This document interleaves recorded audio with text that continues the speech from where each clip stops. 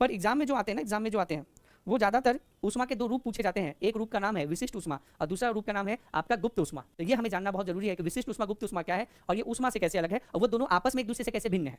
तो ये सबसे ज़्यादा इंपॉर्टेंट है, इस फॉर्मूले को याद रखिएगा, बहुत इंपॉर्टेंट है। उसमें एक विशिष्ट ऊष्मा क्या है ये हमें डिटेल में पढ़ना है।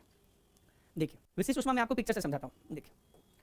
देखिए ध्यान से, मान लीजिए एक बर्तन आपने लिया, इस बर्तन में आपने पानी भरा।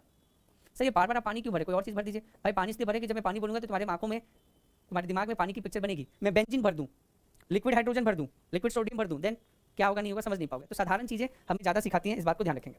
ठीक है, मान लीजिए इसका टेम्परेचर अभी 20 डिग्री सेल्सियस है, पानी का तापमान अभी क्या है 20 डिग्री सेल्सियस है, और आपने इसे गर्म करना चालू किया।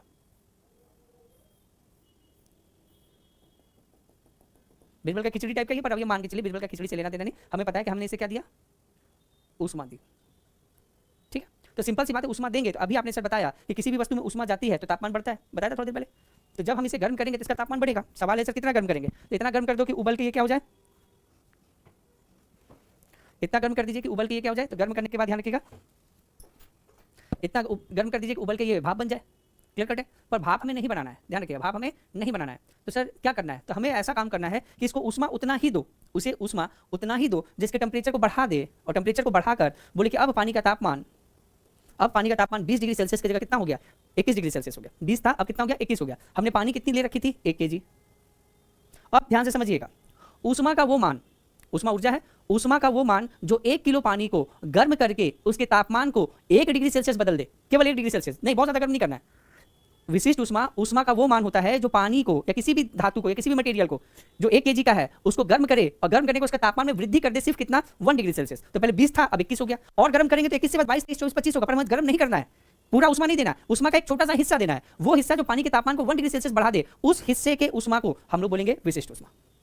हमने जितना ऊष्मा दी उस ऊष्मा से सिर्फ पानी का तापमान 1 डिग्री सेल्सियस बढ़ा, तो उसको हम लोग बोलेंगे क्या, विशिष्ट ऊष्मा। तो देखो तापमान में बदलाव 21 डिग्री माइनस 20 डिग्री, तो तापमान में बदलाव कितना, 1 डिग्री सेल्सियस का। मास कितना, 1 kg।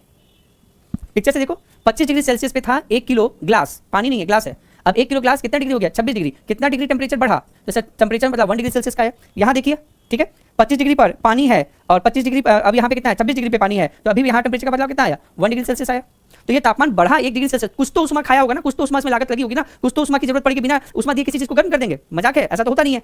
तो ऊष्मा तो देनी पड़ेगी। तो जितनी ऊष्मा दोगे जिससे किसी वस्तु का, चाहे ठोस हो या गैस हो या लिक्विड हो, कुछ भी हो, उसका तापमान अगर 1 डिग्री सेल्सियस का बदलाव आता है तो छोटे से ऊष्मा के हिस्से को विशिष्ट ऊष्मा बोलेंगे, ध्यान रखिएगा।